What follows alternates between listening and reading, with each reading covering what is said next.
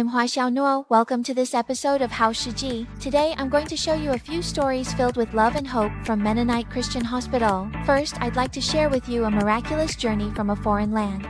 Mr. Philip from the UK originally came to Taiwan with his wife just for a vacation, but he suddenly fell seriously ill during the trip. After several transfers between hospitals, he was finally sent to Mennonite Christian Hospital. At that time, his condition was extremely critical. His blood pressure dropped to the 50s, almost to the point of shock. Fortunately, the medical team at Mennonite worked tirelessly day and night, using dialysis, inotropes, and antibiotics to pull him back from the brink of death. What touched me most was that beyond medical care, the hospital staff also helped take care of his wife's daily needs. They even invited them to make zongzi together during the Dragon Boat Festival. Later, the hospital celebrated Mr. Philip's birthday for him. He was moved and said, "You have given me a second life." Hearing this, I truly feel that every bit of medical support is a force that protects life. While Philip was given a new lease on life, Mennonite Christian Hospital was also about to welcome an important moment. At that moment, it was the 77th anniversary celebration. The theme of the celebration was Peaceful and Steadfast Renewed Strength. Even in the face of challenges, the hospital remained steadfast in protecting the health of Eastern Taiwan. During the Thanksgiving service, everyone remembered the founders with gratitude. Pastor Lin Qinghao and Principal Ma Susan expressed their thanks.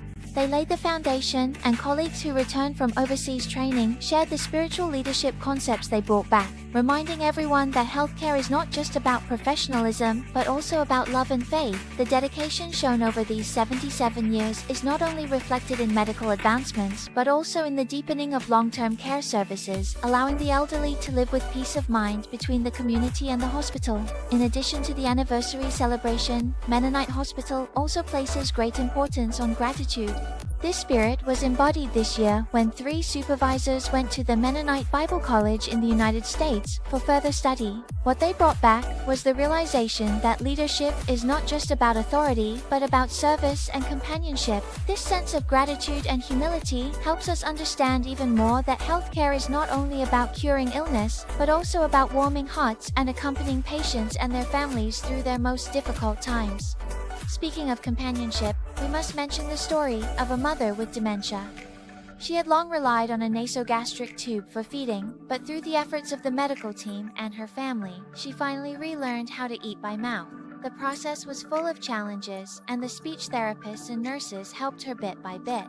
When the mother was able to taste food again, the dignity and joy she felt brought tears to everyone's eyes. This is not just a first-class achievement, but the power of love that, for our elders, it's not just about being alive, but about living a life of quality. Finally, I want to share a piece of good news that fills people with hope. Hualien has long faced a shortage of medical staff, but recently, Mennonite Hospital welcomed 19 new nurses. They chose to return home and protect patients in the East. At the welcoming ceremony, senior colleagues encouraged them to bravely face challenges, and the hospital director reminded everyone that Mennonite is not just a workplace, but a family. The sponsor of this program, Shepherd Investment, also came to offer encouragement. Seeing this group of young newcomers truly fills people with hope because they are the future of healthcare in Eastern Taiwan.